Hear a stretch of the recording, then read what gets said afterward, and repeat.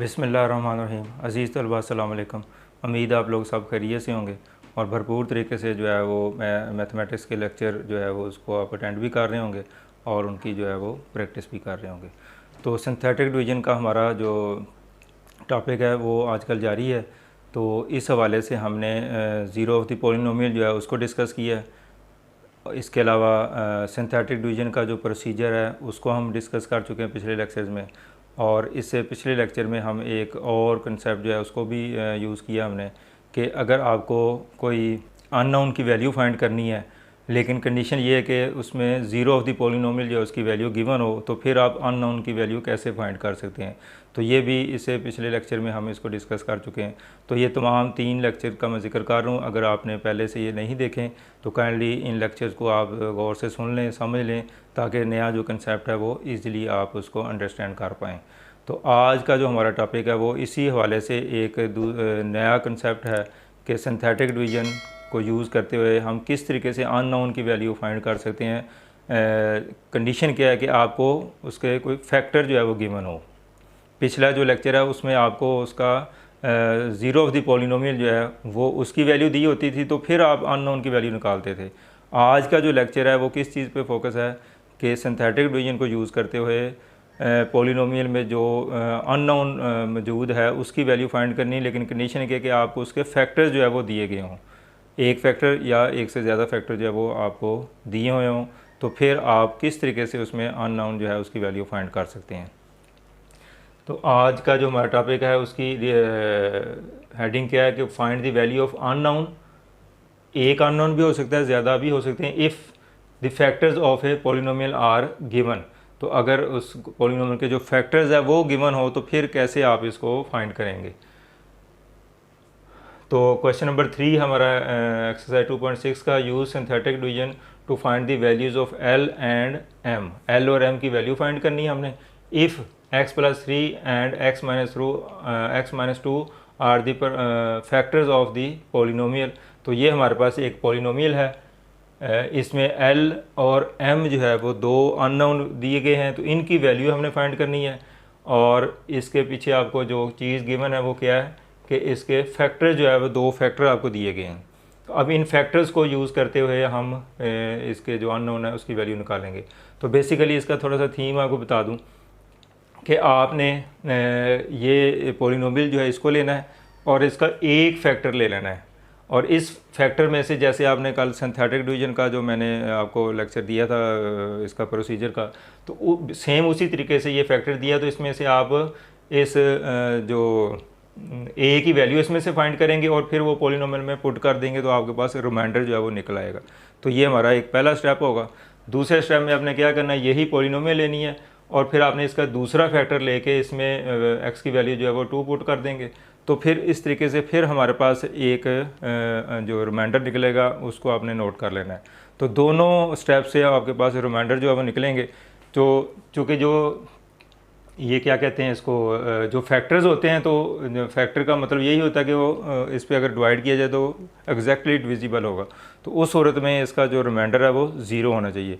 यानी फर्स्ट इस फैक्टर की वजह से जो रिमाइंडर निकलेगा उसको भी आपने इक्वल टू ज़ीरो ले लेना है, और इस फैक्टर की वजह से जो रिमाइंडर निकलेगा वो भी इसको इक्वल टू ज़ीरो ले लेना है। तो ज़ीरो ये काम करने के बाद आपके पास दो लीनियर इक्वेशंस जो है वो हासिल हो जाएंगी। तो लीनियर इक्वेशन को सॉल्व करने का मेथड जो है वो आप ऑलरेडी छोटी क्लासेस में भी पढ़ चुके हैं। मिडल तक जो है, एलिमेंट्री लेवल तक आपको अलजेब्रिक मेथड से इस तरह की इक्वेशन को सॉल्व करने का मेथड जो है बताया जाता है। और फिर मैट्रिक क्लासेस में आप 9th क्लास में वो मैट्रिसेस को यूज़ करते हुए क्रैमर रूल है या इन्वर्शन मेथड है, उस मेथड से आप ऐसी इक्वेशन को सॉल्व करना सीख चुके हैं। इसी तरह 9th क्लास में आप पिछली क्लास में ग्राफिकल मेथड जो है, ग्राफ के ज़रिए जो है वो लीनियर इक्वेशन का जो सोल्यूशन है वो फाइंड करना जो आप सीख चुके हैं। तो इस तरीके से आपके पास लीनियर इक्वेशन हासिल हो जाएगी। तो आप बेसिकली तो देखा जाए तो आप किसी भी मेथड से उसको कर सकते हैं, चाहे मैट्रिसेस को यूज़ कर लें, चाहे ग्राफिकल मेथड यूज़ कर लें, और चाहे अलजेब्रिक मेथड यूज़ कर लें। तो आपके पास अननोन की वैल्यू जो वो निकल आएगी, जो कि आपके पास एंड में दो लीनियर इक्वेशन हासिल होनी है। और लीनियर इक्वेशन को हासिल करने के बाद उसको जो सिंप्लीफाई करना, वो इस चैप्टर की जो लिमिटेशंस हैं या इसकी जो इस एक्सरसाइज के हवाले से, तो बस इसमें यही बात आएगी। लेकिन आप लीनियर इक्वेशन को किसी भी तरीके से जो है वो सॉल्व कर सकते हैं। तो अलजेब्रिक मेथड से हम इसको कर लेंगे, इजी मेथड है। तो अब हम देखते हैं कि इस क्वेश्चन को स्टार्ट जो है वो कैसे करना है। इसकी बेसिक थीम जो मैंने आपको बता दी है कि आपने इसको क्या करना है। तो अब हम इसको देखते हैं, क्वेश्चन को स्टार्ट करते हैं। तो इसमें 2 फैक्टर आपको गिवन है और साथ एक पॉलिनोमियल जो है वो दी गई है। तो पॉलिनोमियल जो है इसको हम सपोज कर लेते हैं कि p of x is equal to x cube plus 4x square plus 2lx plus m। तो ये हमारे पास पॉलिनोमियल है, इसको हम p ऑफ x से डिनोट कर लेते हैं। अच्छा, अब यहाँ पे देखें, पहले तो सबसे पहला काम ये कि ये डिसेंडिंग आर्डर में होनी चाहिए और इसमें कोई टर्म जो है वो मिसिंग नहीं होनी चाहिए। तो डिसेंडिंग आर्डर x की पावर 3, फिर x स्क्वायर, फिर x की पावर 1 और फिर कांस्टेंट। तो डिसेंडिंग आर्डर भी है और कोई भी इसमें मिसिंग टर्म मौजूद नहीं है। x की पावर 3 और उससे छोटी तमाम x स्क्वायर भी, x भी और कांस्टेंट टर्म सारी इसमें मौजूद हैं। तो यहाँ पे मिसिंग टर्म जो है वो मौजूद नहीं है। अब हम इस क्वेश्चन को 2 पार्ट्स में जो है वो सॉल्व करेंगे। पहले हम इस फैक्टर के लिए करेंगे और फिर हम इस फैक्टर के लिए करेंगे।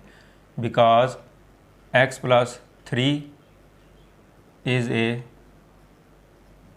Factor of p of x, यानी जो गिवन पॉलिनोमियल है उसका ये फैक्टर है। ये आपको ऑलरेडी गिवन है, यानी ये बताया गया कि x प्लस 3 और x minus 2 are the factor of the polynomial. तो इससे पहले पिछली क्लास में आप फैक्टर थ्योरम पढ़ चुके हैं। तो बेसिकली फैक्टर थ्योरम क्या है, ये आपके प्रीवियस नॉलेज के लिहाज से मैं इसको रिफ्रेश कर दूं कि x minus A is the factor of p of x। कि अगर x माइनस ए जो है वो किसी भी पॉलिनोमियल का फैक्टर हो, then f of a is equal to 0, यानी इस कांस्टेंट पे जो पॉलिनोमियल की वैल्यू है वो क्या होगी, 0 होगी। यहाँ पे हम पॉलिनोमियल को p से ज़ार किया तो यहाँ पे भी p आएगा। तो p of a is equal to 0, यानी ये a कौन सी टर्म होगी, ये जो कांस्टेंट दिया गया है उस पर इस पॉलिनोमियल की वैल्यू 0 होगी। ये एक रिज़ल्ट है कि अगर आपको फैक्टर गिवन है किसी भी पॉलिनोमियल का, तो फिर उस फैक्टर में जो कांस्टेंट की वैल्यू है ये, उस पर पॉलिनोमियल की वैल्यू जो है वो 0 हो जाएगी।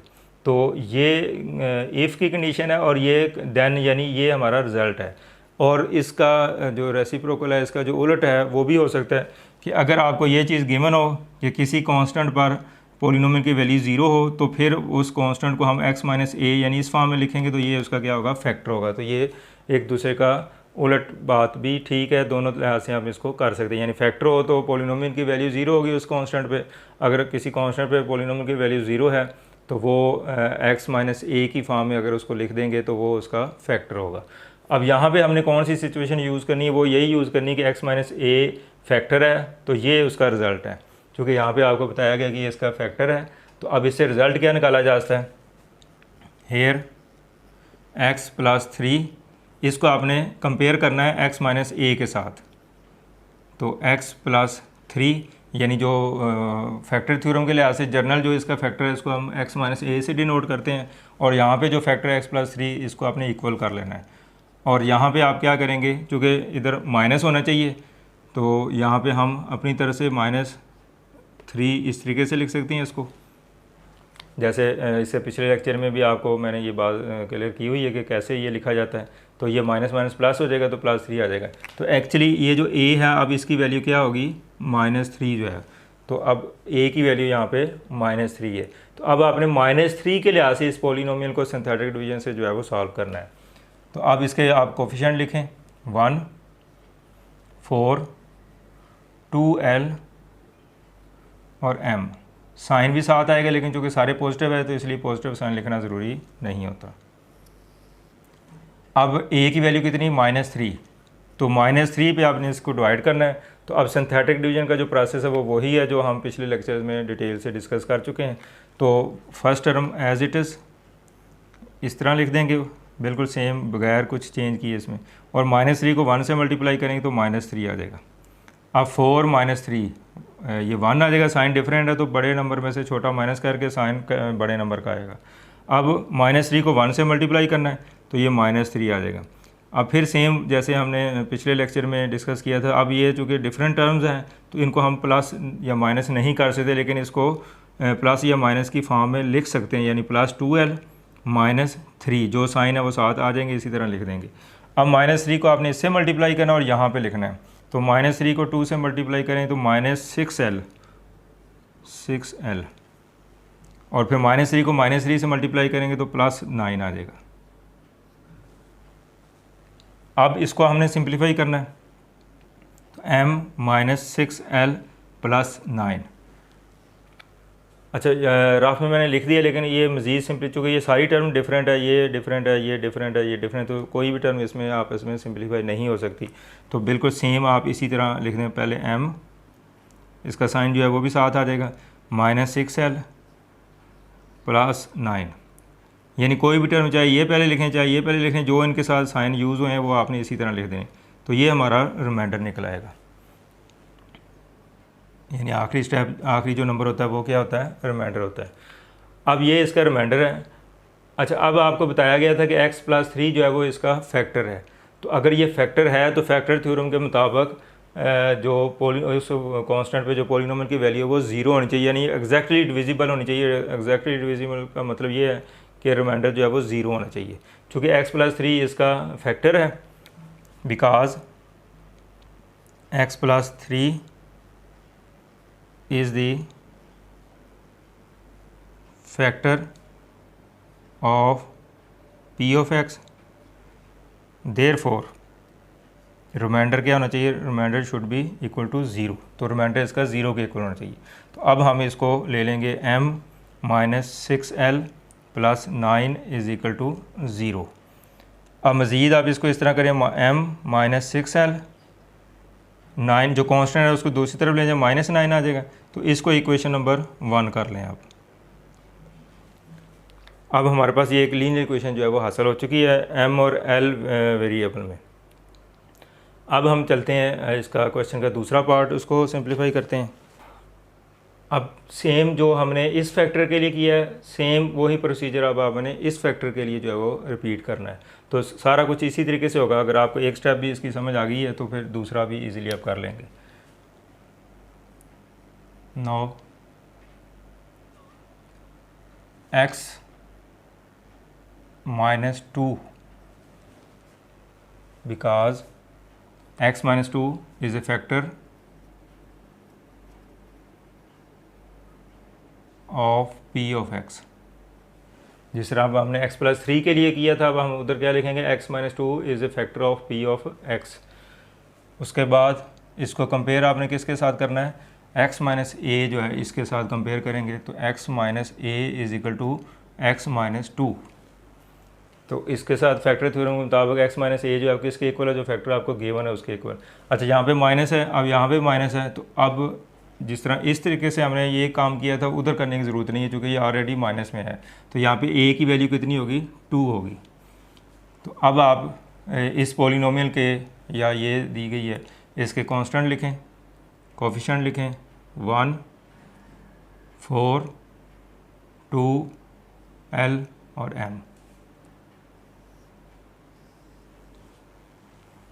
उसके बाद अब आपने इसको a की वैल्यू कितनी निकली, यहाँ पे 2 निकला, यहाँ पे भी लिख दें, और इधर a की वैल्यू कितनी है, वो -3 है। तो a की वैल्यू -3 पे आपने सॉल्व कर लिया। अब a की वैल्यू 2 पे आप इसको सॉल्व करेंगे।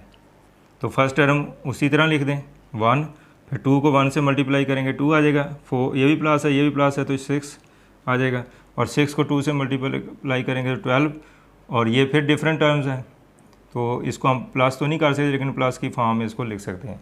फिर 2 को इससे मल्टीप्लाई करेंगे, ये तो 4l आ जाएगा, प्लस फिर 2 को 12 से मल्टीप्लाई करेंगे, 24 आ जाएगा। अब ये भी तीनों डिफरेंट टर्म्स हैं, तो इनको हम एडिशन की फॉर्म में लिख सकते हैं, तो ऐड नहीं किया जा सकता। तो m + 4l + 24,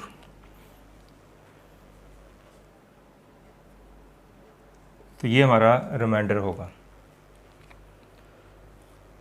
अच्छा, यहाँ पे चूँकि आपने जो इक्वेशन लिखी हुई है उसमें m वेरिएबल पहले और l बाद में, तो कोशिश करें वहाँ पे भी ऐसी सूरत हाल आ जाए। वैसे तो आप lm + 24 इसको भी पहले लिख सकते हैं, लेकिन हम जो वेरिएबल हमारा यहाँ पे पहले है तो वहीं पे हम उसको भी पहले ला रहे हैं, ताकि जब इक्वेशन को सॉल्व करें तो हमें कोई प्रॉब्लम पेश ना आए। अब जो प्रोसीजर आपने यहाँ पे अडॉप्ट किया था कि because x plus three is the factor of, तो यहाँ पे आप क्या लिखेंगे, because x minus two is a factor of P of x, therefore अगर इसका फैक्टर है तो फिर रिमाइंडर क्या होना चाहिए, ज़ीरो होना चाहिए। तो x माइनस टू चूँकि इसका फैक्टर है तो remainder should be equal to zero, तो रिमाइंडर जो है वो क्या होगा, ज़ीरो के इक्वल होगा। अब रिमाइंडर हमारा ये आया है m plus 4l plus 24 is equal to zero. अब m प्लस 4l और 24 जो है दूसरी तरफ शिफ्ट करेंगे तो माइनस 24 आ जाएगा। ये हमारी इक्वेशन नंबर 2 आ गई। अब देखें, जैसे मैंने स्टार्ट में आपको बताया था कि आप एक फैक्टर से इस पॉलिनोमियल को सॉल्व करेंगे तो आपके पास एक लीनियर इक्वेशन हासिल हो जाएगी, फिर दूसरी पॉलिनोमियल के लिहाज से दूसरे फैक्टर को सॉल्व करेंगे तो आपके पास एक दूसरी लीनियर इक्वेशन जो है वो हासिल हो जाएगी। अब हमारे पास एक्चुअली दो लीनियर इक्वेशन जो है वो आ चुकी हैं। अब इनको सॉल्व करने का मेथड जो मैंने स्टार्ट में बताया था, तो इससे पहले आप इस फॉर्म की इक्वेशन जो है पढ़ चुके हैं, x plus 3y is equal to 7। तो ये लीनियर इक्वेशन होती है, वहाँ पे एक्स वाई वेरिएबल है, यहाँ पे m और l वेरिएबल है, बस ये फ़र्क है। तो आप इस तरह की इक्वेशन को सॉल्व करने के कुछ मेथड जो है वो ऑलरेडी आप डिस्कस कर चुके हैं, इसको स्टडी कर चुके हैं अपने प्रीवियस क्लासेस में। तो मिडिल तक आपने अलजेब्रिक मेथड पढ़ा हुआ है, वो यहाँ पे अप्लाई हो सकता है इनको सॉल्व करने के लिहाज से।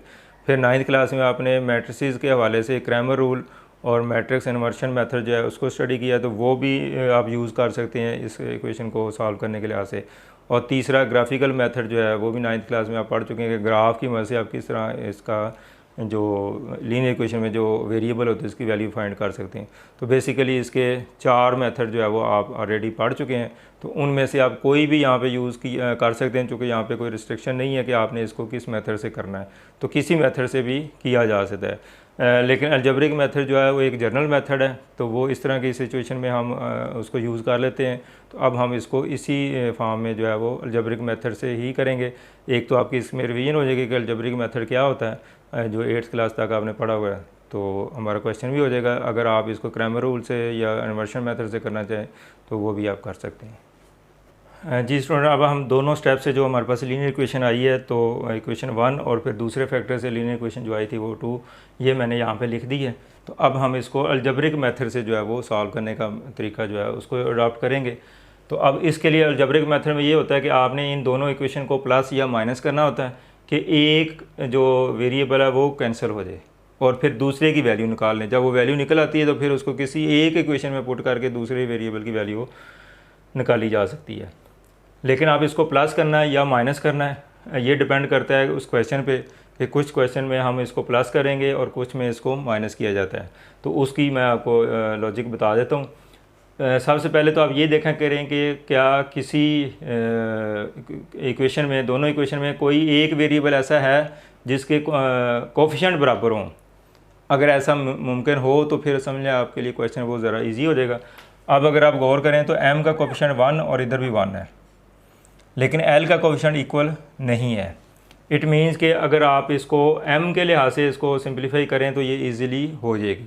अगर आप l के लिहाज से इसको करना चाहते हैं कि l को कैंसिल करना चाहते हैं तो फिर इनके कोफिशिएंट को बराबर करना पड़ता है, और बराबर करने के लिए क्या करेंगे, इसको किसी एक नंबर से मल्टीप्लाई करना पड़ता है। यानी उसके लिए आप किसी एक इक्वेशन को भी मल्टीप्लाई कर सकते हैं किसी नंबर से, तो दूसरी की इक्वल खुद ही आ जाएगी। और ये भी हो सकता है कि आपको दोनों इक्वेशन को किसी नंबर से मल्टीप्लाई करना पड़े। अगर फ़र्ज़ किया कि आप l को इक्वल करना चाहते हैं तो अब l को 6 को किससे मल्टीप्लाई करेंगे, 4 आ जाए। तो इसको फ्रैक्शन में नहीं आपने करना, फिर वो डिफ़िकल्ट हो जाएगा। तो 6 को मल्टीप्लाई करके 4 नहीं आ सकता और 4 को किसी नंबर से मल्टीप्लाई करके 6 नहीं आ सकता। इट मीन्स कि आपको दोनों इक्वेशन को यहाँ पे किसी नंबर से मल्टीप्लाई करना पड़ेगा अगर आप l के कोफिशिएंट बराबर करना चाहते हैं, जो कि यहाँ पे इस क्वेश्चन के लिहाज से ज़रा डिफ़िकल्ट काम है। तो m के लिहाज से ये इजीली हो सकता है, लेकिन आपको सिर्फ मैं एक अंडरस्टैंडिंग डेवलप करने के लिए ये बात बता रहा हूँ। तो आप ऐसे करें कि इसको अगर इस इक्वेशन को 2 से मल्टीप्लाई कर दें सारी इक्वेशन को, ये 12l हो जाएगा, ये भी चेंज हो जाएंगे। तो मैं सिर्फ इसी पे फोकस कर रहा हूँ, ये 12। और अगर इस इक्वेशन को आप इधर भी 12 बनाना है तो आपने सारी इक्वेशन को 3 से मल्टीप्लाई करना है, इसको भी, इसको भी, इसको भी। तो यहाँ पे भी 12l आ जाएगा और यहाँ पे भी 12l आ जाएगा। तो फिर ये कोफिशिएंट बराबर हो जाएंगे, और जब आप इस इक्वेशन को प्लस करेंगे तो फिर ये कैंसिल हो जाएंगे। तो एक तो तरीका ये है। लेकिन अब चूँकि ये ऑलरेडी 1 मौजूद है तो हम इसी को यूटिलाइज़ करते हैं कि 1 मौजूद है तो हम ये प्रोसेस ना ही करें मल्टीप्लिकेशन वाला। तो अब आप क्या करेंगे, दोनों के साइन चेक करने हैं। अब हमने ये डिसाइड करना है कि क्या ये प्लस करने से कैंसिल होंगे या माइनस करने से कैंसिल होंगे। क्योंकि दोनों के साइन सेम है तो सेम साइन से जो है अगर प्लस करेंगे तो कैंसिल नहीं होगा।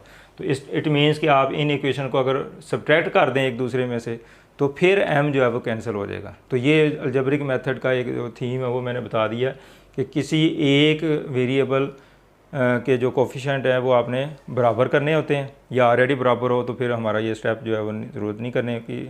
और जब वो बराबर खुद कर लें या पहले से मौजूद हो तो फिर आपने देखने, अगर तो उनके साइन डिफरेंट है तो आप जस्ट उन इक्वेशन को प्लस कर लें तो हमारे पास वो वेरिएबल कैंसिल हो जाएगा।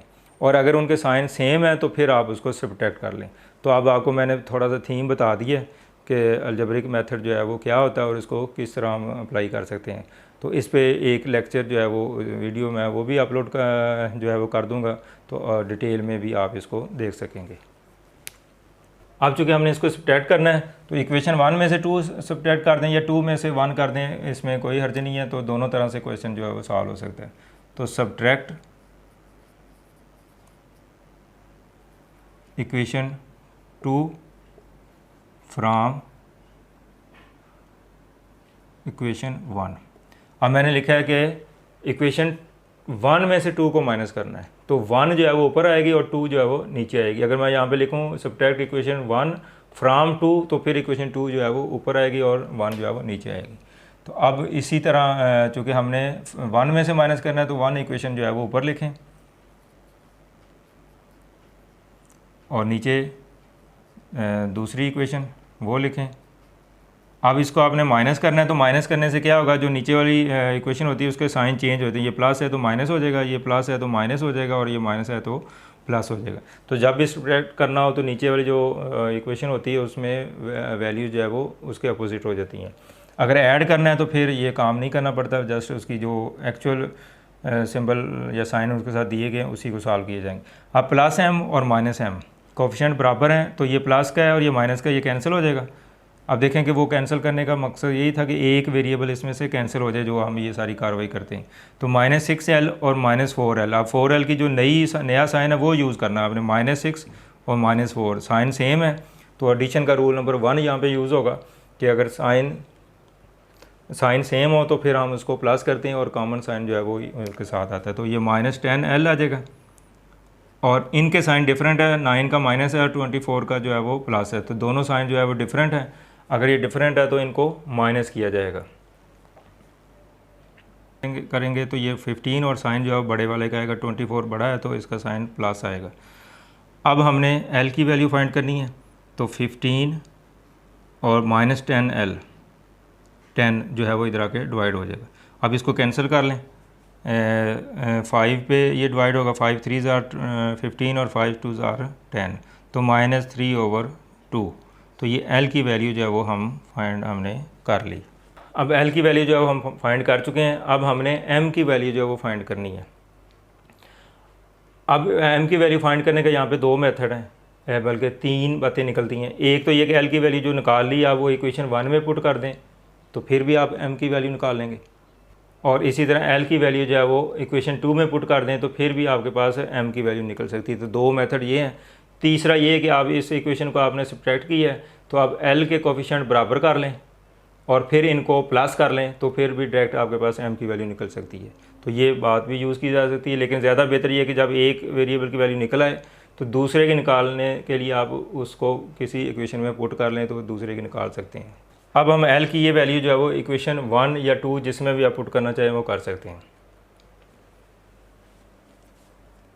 Put l is equal to -3/2 in equation 1।